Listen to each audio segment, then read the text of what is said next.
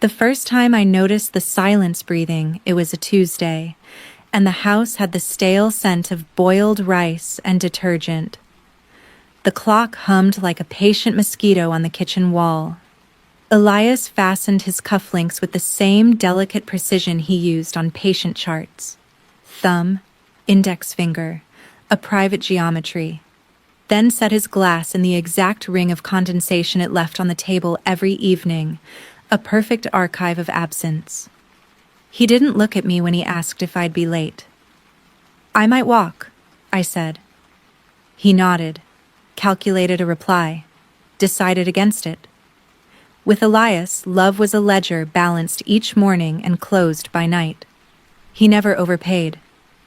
Outside, autumn sagged into itself, and the fog from the lake crept up the streets like a soft animal, laying its head on our small town shoulder.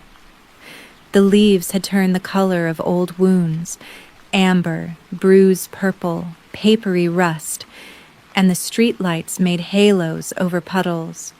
When I opened the door, the chill touched the hollow beneath my throat and stayed there, a hand that could not decide whether to choke or comfort. Our neighbors had already drawn their curtains. The houses sat like closed mouths. In the distance, the lake exhaled, and a gull stitched the air with a sharp cry, a needle pulling at the fading light. I zipped my coat and walked toward the shoreline, toward the same old bench and the same old path where weeds rose through gravel like the spines of an animal that refused to die.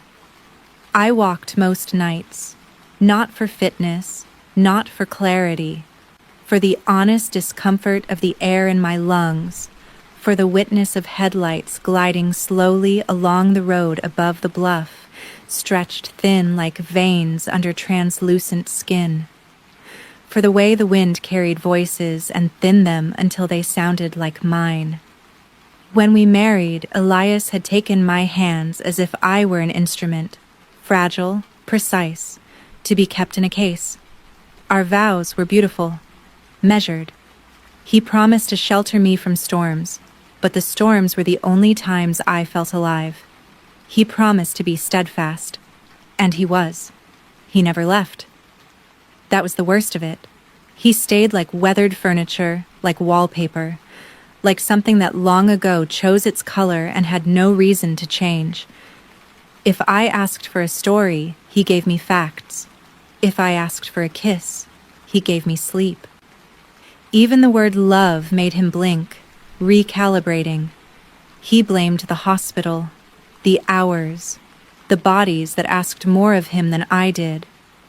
I didn't tell him that he was the safest place to hide from myself because he did not interrogate beauty or sorrow.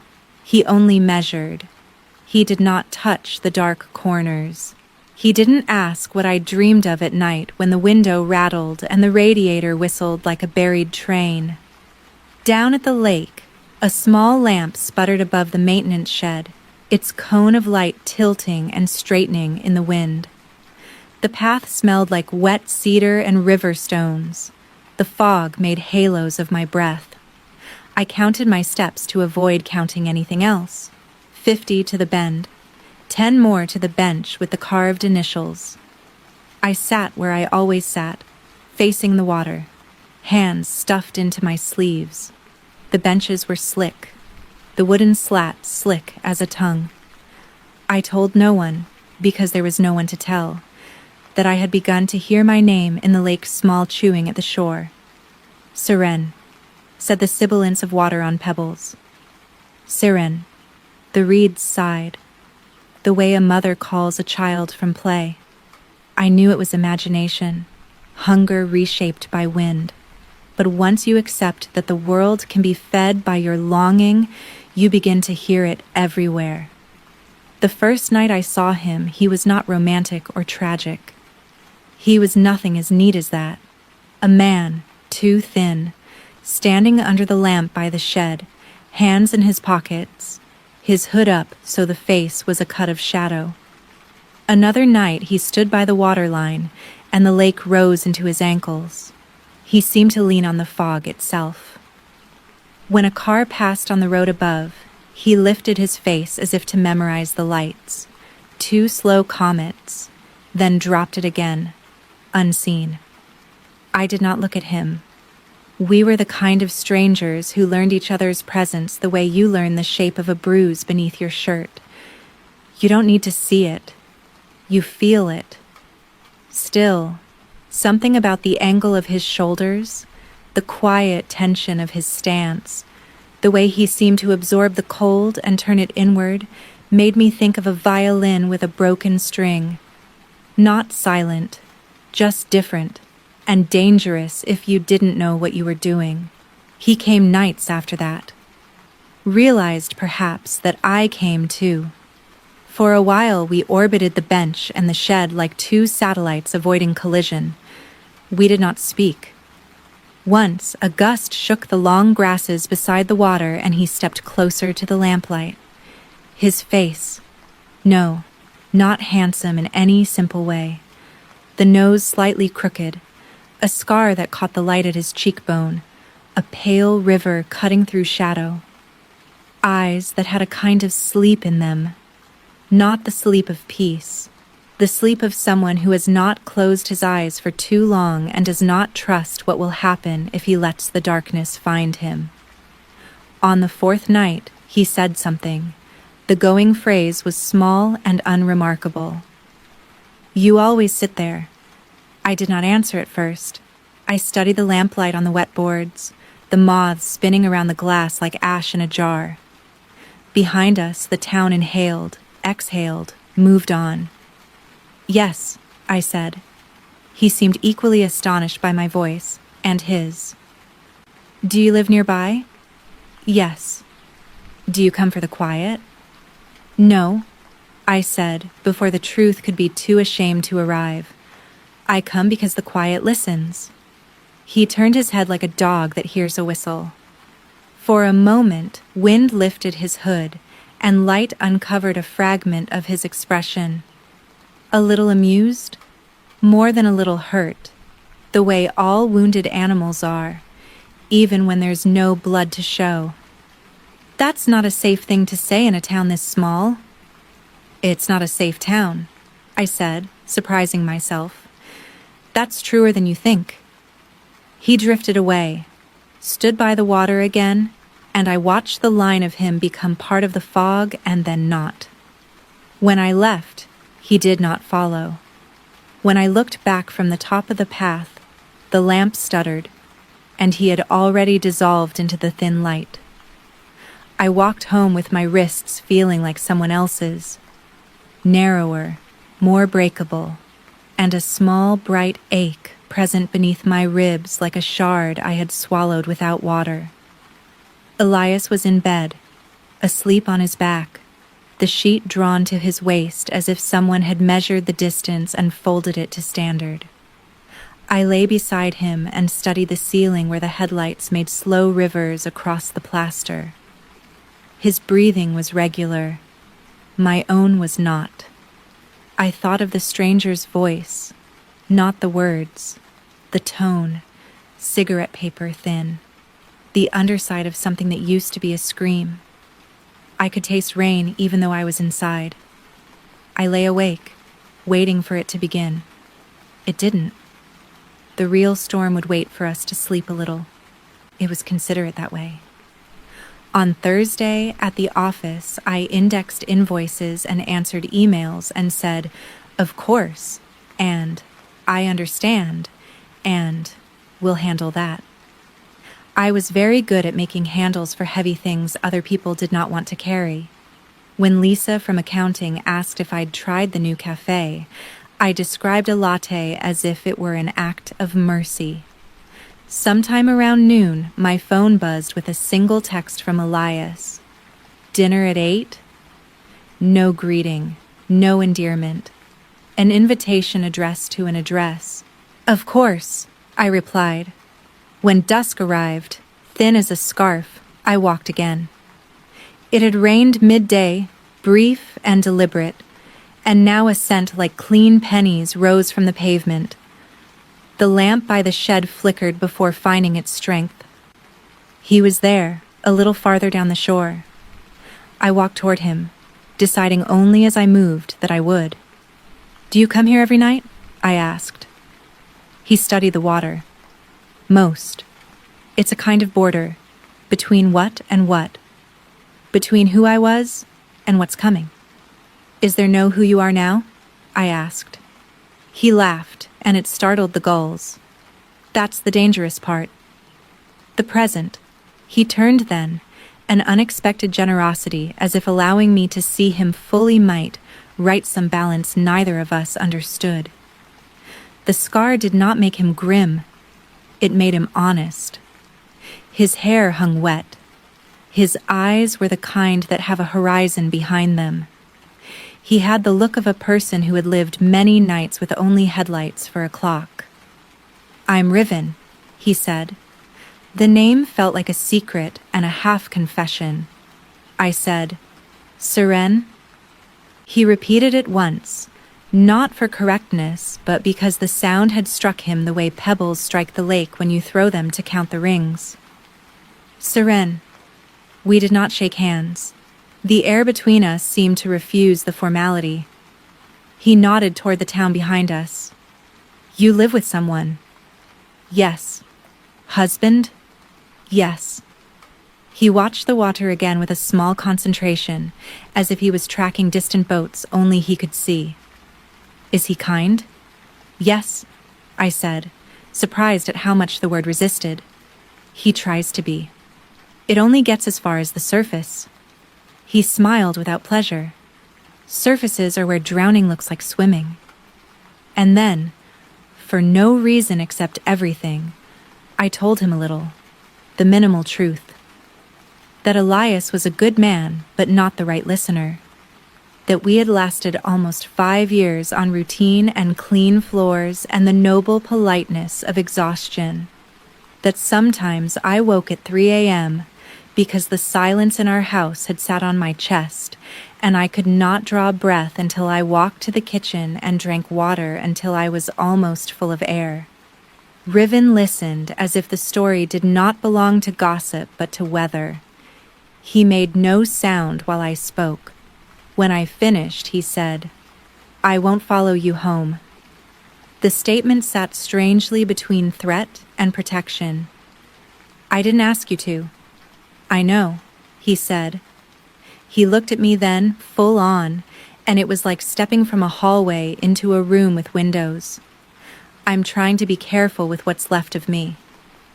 "Is there danger?" I asked, only half aware of what I meant. "Yes." He didn't elaborate, but the words seemed to knock something in the darkness, and I felt the echo long into the night. In lieu of detail, he offered a courtesy. He turned his face toward the lamp again and let me read the scar, the way you read a lake's gloss for wind. History lived there, not in the mark itself, but in the unremarked way his jaw clenched around it, his cheek going tense under light like a muscle concentrating on not remembering. We did not meet the next night, and yet we did, both of us arriving in the same place without the other, as if faith, some small, unreliable faith, could summon. A third evening, a fourth, each time without plan. We learned each other sideways. He told me the names of birds by their silhouettes. I told him how, as a girl, I used to lie on the dock and let the lake rock me until I thought my bones might float out of me like driftwood. He told me about a city I had never been to where the neon lights in the rain made a sound. He told me nothing of himself directly and everything in the way he watched the fog thicken like an approaching truth. One night, headlights moved slowly along the road above us. A car paused at the turn. Riven fell quiet. He made a small motion with 2 fingers, the way you tell a bird not to startle. The car idled, reversed, then moved on. Only then did he breathe fully again. The breath seemed to start at his shoulders and travel through him like a wave that took all the shore with it. Do you owe someone? I asked. He smiled, but it was not consolation. Some debts pay themselves by collecting. I don't understand. Good, he said. It's safer. He turned so his back was to the lake, and the lamplight made blue coins of his eyelashes. The fog felt closer. The reeds clicked together softly like fingernails on glass. If there's anything I want to give you, he said, it's distance from what follows me. What follows you? His eyes moved past me, up the path, and something in the movement of his gaze made me want to take his hand, the way you take a child's at a street crossing. Not to possess, but to anchor. Men who think the world is a door you can kick in, he said quietly. Does Elias know you come here? No. He wouldn't like it. I'm not sure he would notice. He made a sound that could have been laughter or sorrow shaved down to a blade. Notice is an intimacy. We were careful with time. I left before it grew too late, before he could become more than a man under a lamp. I walked home along the road, and sometimes he walked to the bend and watched, a guard at the small ceremony of my turning away. It is strange how quickly a life outside your own life can take root. With him, my breath belonged to me again. A lazy pulse woke in my wrists. When he did not come, the lake had another flavor, another absence I could taste and name. When Elias asked if I was tired at dinner, I smiled and said no. When Elias asked if I could pick up dry cleaning, I said yes. I only told lies about time. Not about where I went, but about what I was doing inside it. You can live a double life if you make the second life quiet. The quiet hides things in the fold of itself. On the night the fog came low and heavy like wool over a sleeping face, Riven arrived late, a shadow becoming body only when he moved. His jacket was darker than the dark. He stood close to the bench and leaned down for a long time, both hands on his knees, catching his breath as if he'd run from the hungry part of the town. What happened? I asked. He shook his head. He did not look at me. When he raised his hands to his hair, they trembled. Nothing, he said, but the word felt like a door shut too fast. Riven. Seren. He finally looked up, and his face was an animal's face, edged and wary, less arranged for speech than for survival. You can't be here. You said that before. I meant it before. I mean it more now. He listened, tilting his head the way men do when they are reading silence. From the road, a slow car passed. He stepped slightly into me as if the light might leave fingerprints on him. The space between us shrank to one breath. Tell me, I said quietly. You told me there was danger. The word is smaller than the fact, he said. I did a thing once. He smiled, then killed it. More than once. It was my way of moving through the world. Get there first. Push before you can be pushed. I said yes to wolves and believed that made me one. Turns out, a man can learn to walk with a pack and still be prey. What did you do? I asked. Though all the stories we tell about men like him are too neat for real life, and I knew what he did was not a single act, but a way of breathing. Something went wrong, he said. Someone got hurt who wasn't meant to. Money touched blood, and men I'd known half my life found it easy to look at me as if I were math. If you're math, you can be added or subtracted. If you're an animal, you can be hunted. They decided I was both. Who are they? You know their type. He looked toward the town, where a siren might be winking far away. They stand in rooms with no windows and think there's nothing outside. He stepped back, took in a breath that did not belong to fear so much as fatigue. I shouldn't have talked to you. I shouldn't have let it happen.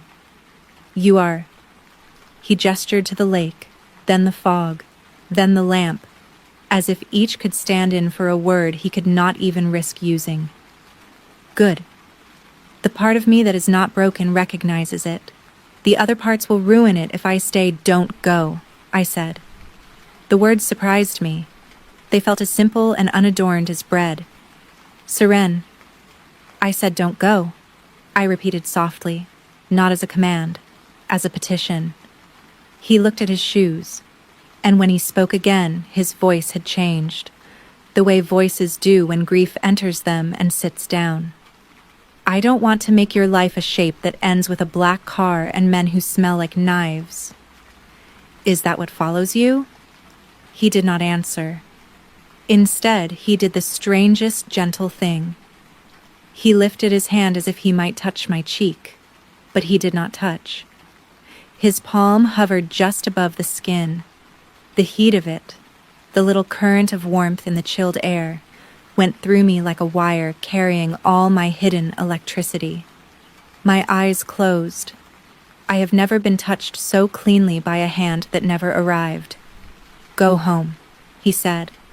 If you love me even a little, go home. We did not speak of love.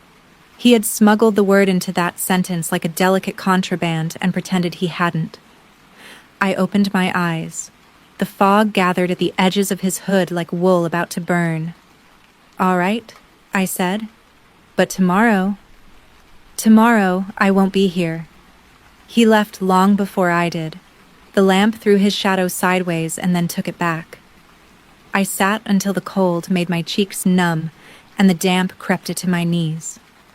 At home, Elias was still awake, reading an article on the harmful effects of blue light with his phone almost in his face. He lowered the brightness when I entered, a small formality in a marriage built of small formalities. You're late, he said. I know. I warmed up the stew.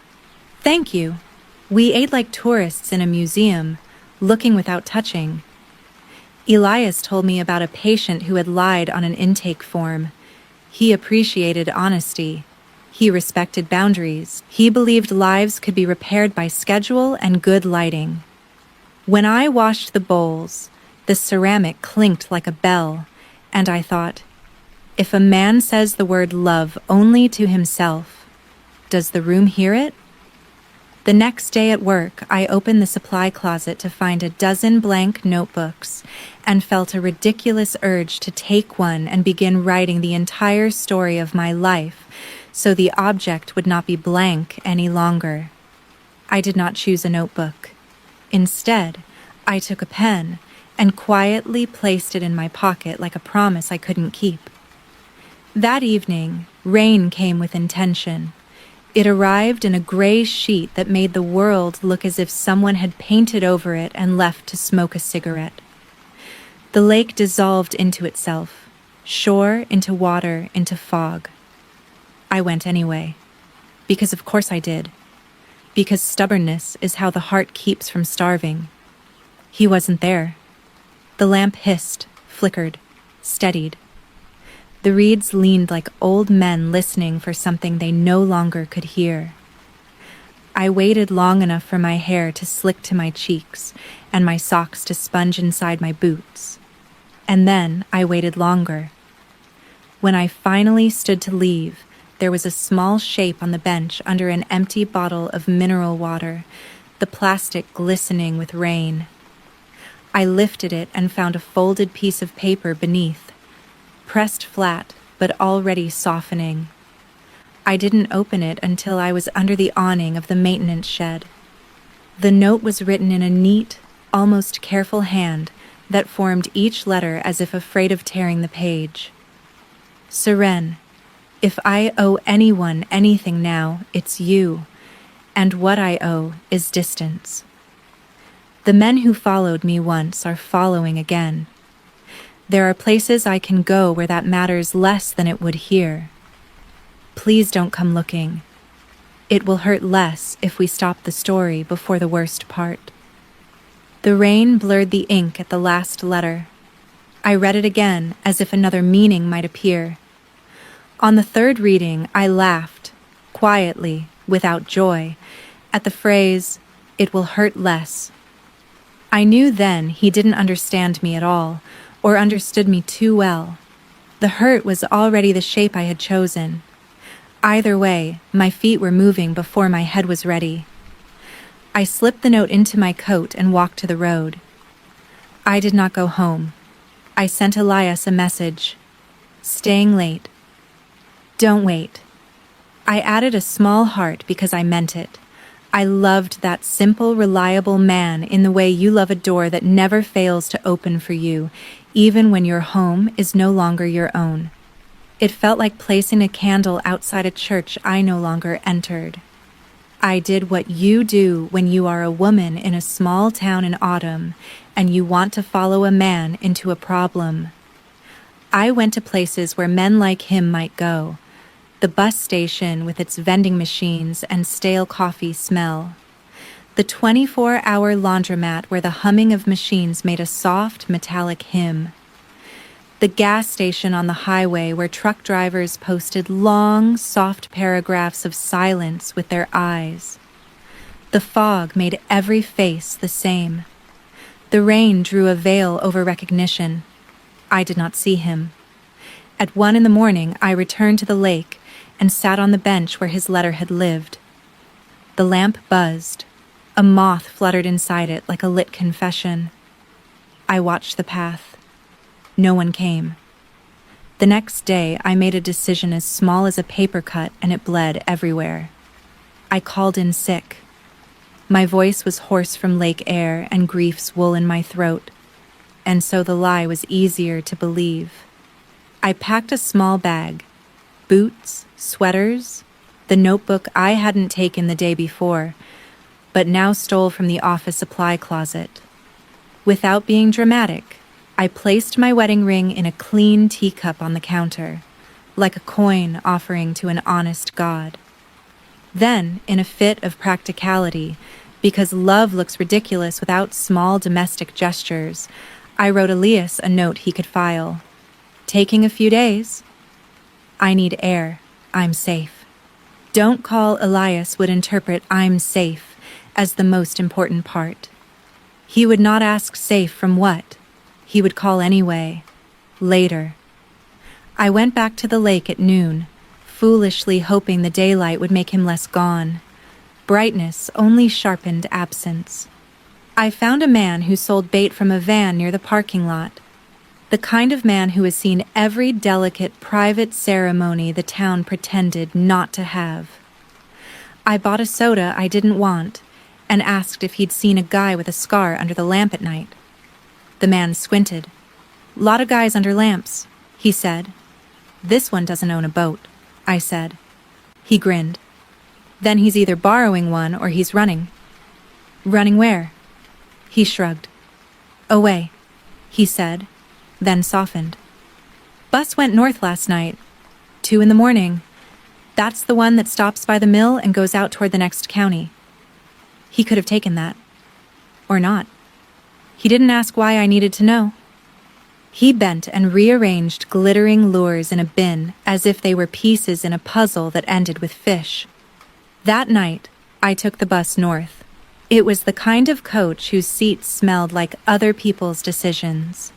A little mold, a little cheap cologne, the chemical apple of a cleaning product that refuses to convince the air it knows better.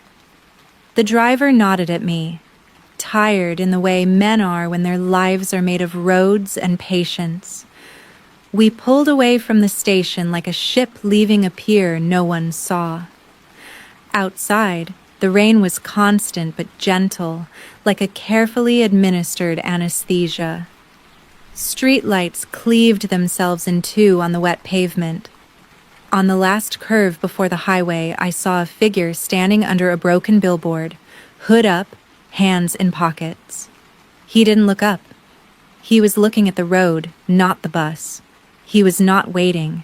He was calculating. And then something else happened. Not in the real world, because that's never the place, but in the world behind my ribs. I knew. I knew he hadn't gone far. I knew he would not leave the lake cleanly. People like him remove themselves from a map the way you pull up a nail, slowly, with a careful rocking that creaks. I got off at the next stop. The driver didn't comment. The night was a hand over my eyes, and I let it lead me back to the path. I took a ride share, asked the driver to leave me by the boat rental shack near the lake. He asked if I was sure. I said yes. He hesitated in that way men do when they understand that what might happen to a woman at night is more than their tip can carry. I thanked him too much. I stepped out into the wet dark. There are stories people tell about how they found what they were looking for. None of them apply. I simply walked. My feet knew the route. My lungs knew the weather. I followed not a sound, but the absence of sound, the way silence gathers around a body. I moved beyond the maintenance shed, past the last lamp, into reeds taller than my shoulder where the path narrowed. My boots sank. Water lapped the laces with small teeth. The town withdrew like a parent who cannot look at a grown child's face because they see the one they knew has gone. He was there. Of course he was.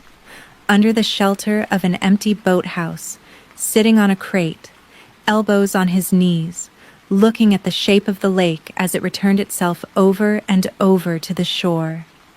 He stood when he saw me, and it was like a deer flinching and not running. The knife blade of alarm flashed in his eyes and was gone, replaced by something I had not expected to ever be given by him. Relief so profound it took a full second to exhale. "No," he said, equal parts prayer and warning. "Yes," I said. My coat was soaked through. I pushed back my hood. The rain wrote careful, tiny scriptures up and down my hair. "You shouldn't have come." "I know. I left because—" "I know," I said, and there was nothing angry in me, only an insistence that felt almost holy. "If you leave without a word, you don't have to watch my face. You do realize I would have let you go, don't you? I would have let you if you'd asked.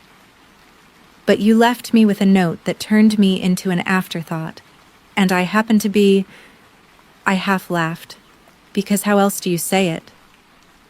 "Difficult." He ran both hands over his face, the way you erase something on a fogged window. He tried again with words, and they came out transparent. "You're a good person." "That's not a shield," I said. "It's a target." He nodded. "I know." "Then don't make me wear it alone." He closed his eyes, breathing. The lake breathed. The boathouse settled. Somewhere far across the water, a train moved slowly, its horn a long animal sorrow cutting the fog in forgivable pieces. "I don't want to be the reason your life burns," he said, finally. "Why assume it won't?" I said. "Even if I go home? Maybe this is the only fire I get to choose." His jaw worked, a small muscle at the corner trying to make an argument out of pain. He leaned one shoulder against one of the boathouse posts. The wood groaned softly, an old spine. "When I was a kid," he said, "I knew men who taught me how to leave a room without anyone noticing. You go quiet. You make your steps like a cat. You walk some of yourself out first, then the rest. You don't close doors. You don't look back. It's the looking that tells on you." "You looked," I said. "Yes," he said, with a small lopsided smile. "I did." His hand, this time, did not hover. He touched my wet hair and pushed it behind my ear. The tenderness was so plain I almost flinched. There was nothing performative in it. Just this. His skin on mine, brief, inadequate, not enough. Not even a promise. A proof. "Come with me," he said, and the words were a bruise and a cure. I went. We left the boathouse by its back door, ducking beneath the low-beamed roof, the boards complaining softly. We walked along the edge where the reeds were thinner, toward a dirt lot, where an old sedan sat sullenly under trees. The car had a dent in its back quarter and a license plate that looked borrowed. The air smelled like cold metal and wet bark. Riven opened my door like a man who believes that if he gets the rituals right, the gods might let him pass. Inside, the car's heater tried to live. Our wet clothes steamed a little.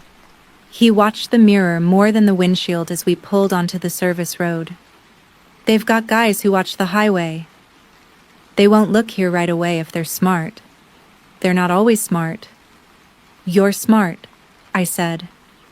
Smart's just another word for scared in the right direction. We drove through streets that had all removed their faces for the night. The lake receded behind us, then appeared on our left again, a dark glass. The only light came from houses that stayed awake on purpose. In one, a woman smoked on a back step, the smoke rising like a thread asking for a needle. In another, a man stood in a kitchen and touched the top of a doorframe, some private ritual. The world contained multitudes of loneliness, each an exact species, and ours had found one another in the wild. I left a note for my husband, I said. He swallowed as if the word husband were a mouthful of something bitter.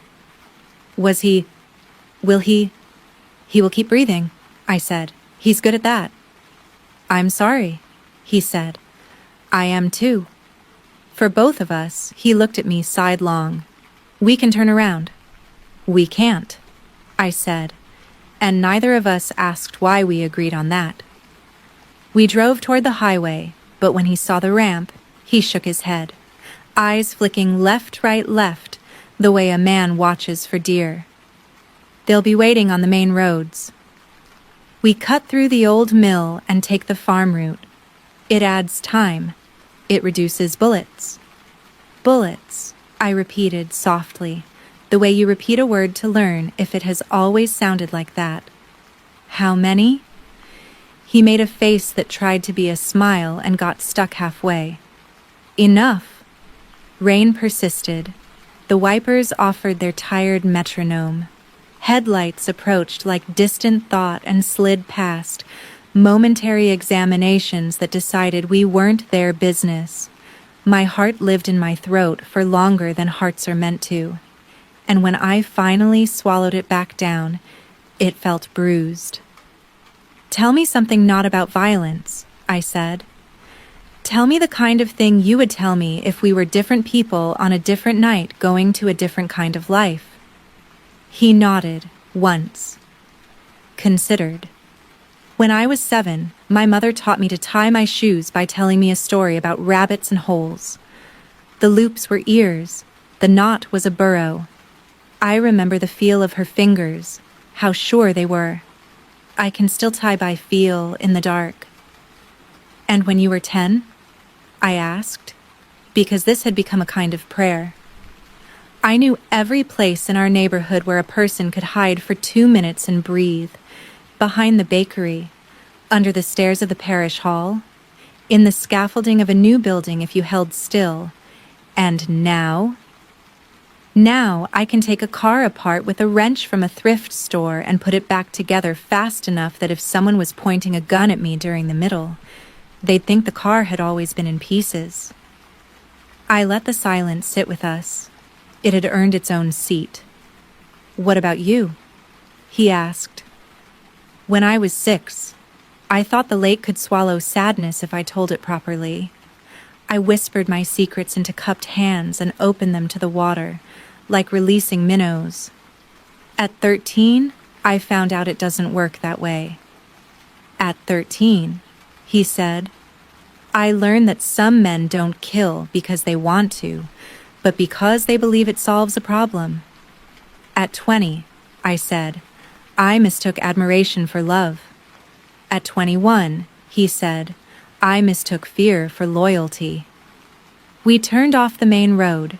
The farm sloped away to the right, fields slick, fences shining. The rain turned to drips. then to fog again, the world reconsidering itself. He drove with both hands, and the kind of patience I recognized from the lake, the patience of creatures who know they cannot outpace what wants them. Before dawn, we stopped at a truck stop gargantuan enough to feel like a town's ghost. The windows steamed from the inside. The coffee was brown enough to make a sermon. He found a back booth with a view of the lot. Two truckers in hats read menus as if they had never seen English before. A waitress in a pink polo wrote down our order without looking up from her pad, her pencil making a dry scratching sound that reminded me of mice in attics. We spoke in low voices, not because we were afraid of being heard, because the air itself asked for quiet. He told me nothing useful and everything necessary. He slept sometimes behind a warehouse where the trucks idled for hours. He carried cash stitched into the lining of his jacket. He trusted no cards and fewer people. He had once been part of a crew that took what it wanted from places that insured themselves against loss. After a while, he said, I stopped believing that things belonged to anyone. It was all just inventory moving between hands. Then one night, a kid stood between me and a door and wouldn't move. A stupid kid, braver than he knew. He said one sentence and it undid me. What did he say? He said, I live here. Riven made a small sound, not quite a laugh. I remember looking at him and thinking, well then, so do I. And after? I left that night. But you don't walk out of rooms with no windows. You just decide the walls don't tell you who you are, and then pay for the decision with whatever you have. The waitress brought eggs like folded handkerchiefs and toast, and a small red jam in a tin eyelid. We ate because bodies demand that their debts be paid in ordinary currency, even when your heart is a casino that keeps giving away the house. He watched the window more than his plate. When a black SUV rolled in, he went still. The stillness said more than any curse. He rose as if to stretch, and his hand found mine below the table, pulling me to my feet. We leave now, he said. We left. The SUV door opened and shut. A man got out in a jacket with a fur collar, the kind of softness that announces hardness. He scanned the lot without scanning. He was a net pretending to be air. Riven's shoulder touched me, light, precise, a signal on an animal's flank. Run. We reached the car. Where? I asked, and the word fogged the cold glass. Not far, but not here. We were on the road before my pulse decided which century it was. The SUV did not follow immediately. That was almost worse. Riven took back roads, then the suggestion of a road, then the shoulder of one that had washed out long before I knew this town was mine. The fog thinned and returned like thought. In the mirror, to the left, a shape became questionably the SUV, then only trees, then something darker than trees. I did not ask if he was afraid. Fear had become a member of our small family and needed no introductions. I put my hand on his knee. He didn't look at me, but he placed his hand over mine and left it there for 3 breaths of the wipers and 1 breath of his. It was not a promise. It was a pact. We crossed the river out past the feed store, the bridge's girders singing softly in the damp, a hymn without God. When he turned onto a gravel track that hairpinned between 2 decrepit barns, I realized our route spelled not escape, but delay. We were not outrunning anything. We were asking the world for a few more minutes to be what we were. He parked behind a collapsed silo and killed the engine. The silence was immediate and thick. The rain had flattened to a whispering mist. He bent his head to the steering wheel. I counted the breaths, and they were uneven. 4 long, One caught, too fast, then a pause as if he were bartering with the air. I placed my hand on the back of his neck, at the soft place where men forget they are soft. He let me. This felt like a more intimate act than anything else we had done. "They'll come," he said finally. "I know." "Do you—" He stopped. He began again. "I don't deserve to ask this. But if you have to run, don't look back. Don't call my name. It's easier for me to be math if I believe you don't count me." "If I run," I said, "I will be running toward you." He made that almost smile again, the one that acknowledged both the beauty and the idiocy of being human. "It's a terrible plan. I've always been a terrible planner." "I noticed," he said, soft as fog. He leaned across the space and kissed me. It was not a first kiss that belonged to stories about first kisses. It was not all sparks and film. It was an exhausted man setting his forehead to water. It was a drowned woman learning the mouth can be a shoreline. His lips were cold and then not. He kissed me twice, then once again, as if he needed the number to come out even. The world did not broaden or narrow. It stayed exactly the size it needed to be to hold the two of us and nothing else. When he pulled back, his breathing had changed, and so had mine. The rain outside made a brighter sound against the windshield. The silence inside the car softened its edges like wool.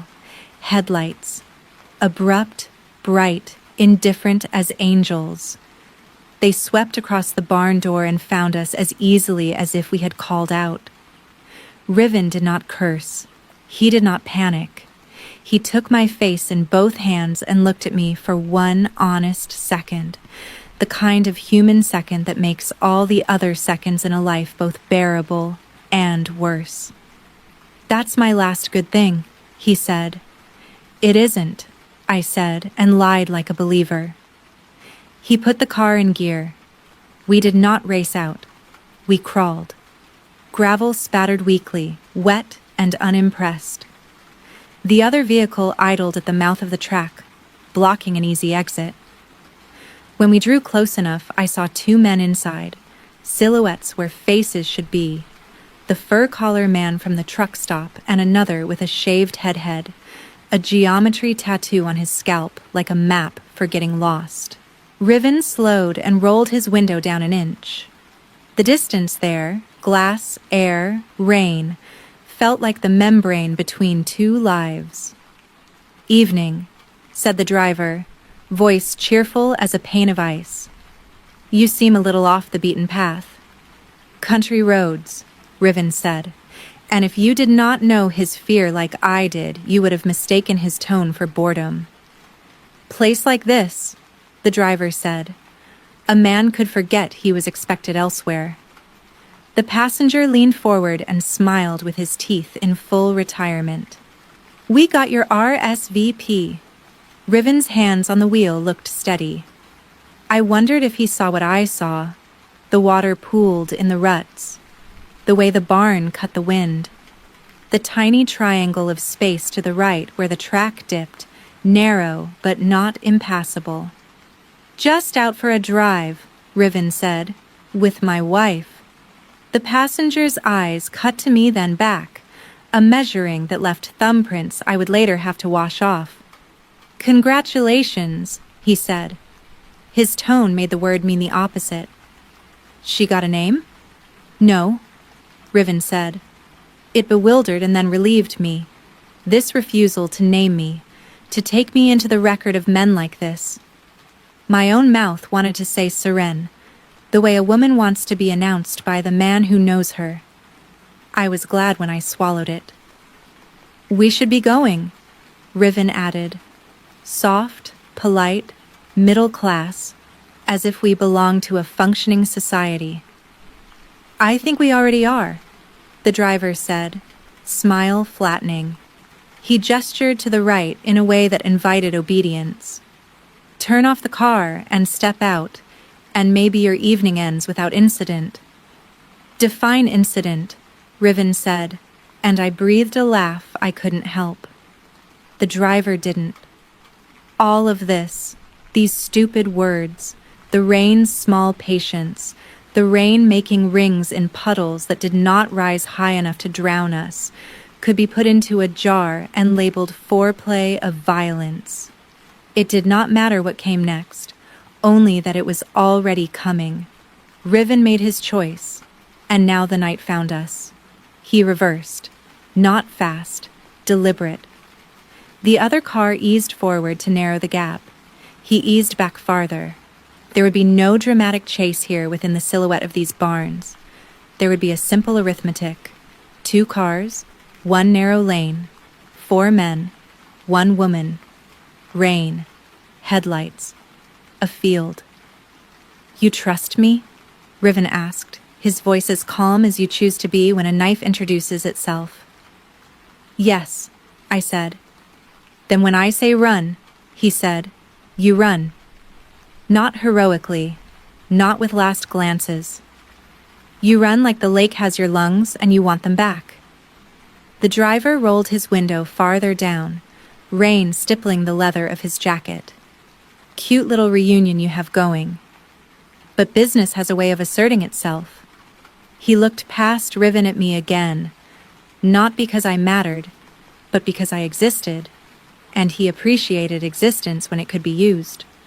Ma'am, he said, mock cordial, you should go on home. The adults have to talk, I wanted to say. I am an adult. I wanted to say, I am finally awake. I wanted to say, he is the first person who has ever let me be a person with a future and not a piece of furniture in someone else's life. I said nothing. Riven nodded once at me, the smallest nod, a tiny door opening so I could see the stairs behind it. He floored the accelerator. The car snapped forward into the narrow triangle of mud and stubborn grass to the right of the other vehicle. A place that did not deserve the word road. The tires spun, found purchase, shrieked, and then we were sliding sideways between bumper and fence post, a graceless birth. The other car lurched in surprise, tires losing their covenant with gravel. The passenger's mouth opened into a curse I did not need to hear to know. Riven's hands held us true. The barn's corner rushed, then swung, then was behind us. The field opened its arms like an insufficient savior. We fishtailed, corrected, another correct, another. I tasted iron. Headlights in the mirror grew, then steadied, then grew again. They were not fast. They were consistent, which is worse. Buckle, Riven said. I did, I said. Again, he said, and I tightened it until it bit, grateful to be bitten by a thing that only wanted to hold me. We hit the dirt track that leads to the feed store. He took it like a man who had promised someone he would make it to dinner and wanted to keep the promise. Though dinner was a different lifetime and the person had forgotten his name. The road narrowed. Trees leaned in, speaking low.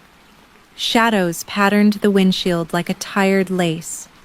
The headlights behind us kept their distance as if they were letting us set the pace out of courtesy. The worst kind of chase. The kind that is also a conversation. We can't outrun them, I said. No, he said. But we can outdecide them. What does that mean? It means I go where they won't expect. It means we make a choice that makes no sense. Like what? Like stopping. He braked. The car slid to a muddy halt under a canopy of trees that joined their fingers like gossip. The lights behind us slowed, confused. Riven reached across me, opened my door. The rain came in like an animal with a worried face. Now, he said. We ran. The woods took us not like a mother but like an aunt who resents children but has a soft spot. Branches clawed. Roots insisted on themselves. The earth went from mud to leaf litter to something that had never seen shoes. My lungs pulled at the air like a bellows that had finally remembered its purpose. Behind us, doors slammed, voices, not shouting, talking, as if what they were doing was reasonable. Riven took my wrist, not to lead, but to remind my blood who it belonged to. We moved with that high, bright panic that makes every step a calculation made by the future about whether it will have the right to exist. The forest bowed around us. The rain smudged the edges of all things. He stopped suddenly, and I slammed into his back. "What?" He put a finger to his lips. He pointed. Ahead, through trees, through fog, through everything that still dared to call itself world, I saw it. The lake again, come south to find us. The shoreline had a small dock, private, belonging to a house we could not see. A weathered canoe, a green rowboat. The water looked like steel, remembering it was once a river. Riven turned to me. His face was not calm, but his fear was an inclusion, not an exclusion. It invited me. "Boat," he said. "Yes," I said. We reached the shore. Our shoes slid on the slimy boards. He pulled the canoe loose, the rope knot wet and stubborn. He tossed me an oar. "They'll see us," I said. "Then let them see the wrong thing," he said. "What's the right thing?" He didn't answer. The canoe groaned as it entered the water, as if it did not appreciate being asked to be relevant again after a patient retirement. We climbed in. He pushed off. For a moment, we drifted. An unmoored thought. Voices on the shore, not far. The light of a phone sweeping like a lighthouse that had grown tired of saving ships. Riven paddled once, twice. Strong strokes that ate the distance between us and everything that wanted us. The fog folded around us and unfurled again in sheets, making and unmaking rooms. The rain thinned, a fine handwriting. "If we go straight across," I whispered, "we're exposed." "We're not going straight," he said, and turned us to follow the shoreline, where reeds could be mistaken as shadows, and shadows could be mistaken as reeds. The canoe scraped once. He winced. I dug my oar into the shallows, feeling for the bottom like a blind woman learns a new house with her hands. The voices did not recede. They multiplied. Headlights now slid along the road above, fragmented by trees. The world became a layered palimpsest of light and sound and damp panic. My heartbeat found a rhythm and insisted on it. Not fast, not slow, but unauthorized. "It's not far," he said. "There's a second inlet. If we make it there, we can leave the boat and cut through to the highway. There's a repair yard with a chain-link fence. Sometimes the padlock isn't." A sound. Not large, not dramatic. Just a small, separate splash, close enough to be private. Riven stopped paddling. I held still. My body forgot how to breathe without permission. Another splash. This one closer. Deliberate, the way a thrown pebble is deliberate. The fog thinned like a curtain opening. In the extract of gray, a shape appeared. Another small boat, ghostly, squat, its motor off, its oars barely dipping. 2 men, fur collar, shaved head. They had found the story they were writing and were delighted to see it included a lake. Riven looked at me then. Not warning, not instructions, not this time. Just the open expression of a man who has finally chosen ruin and would like company. He raised his oar. The 2 boats drifted in the breath length between before and after.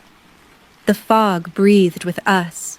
The rain, indecisive, paused to let the scene speak for itself.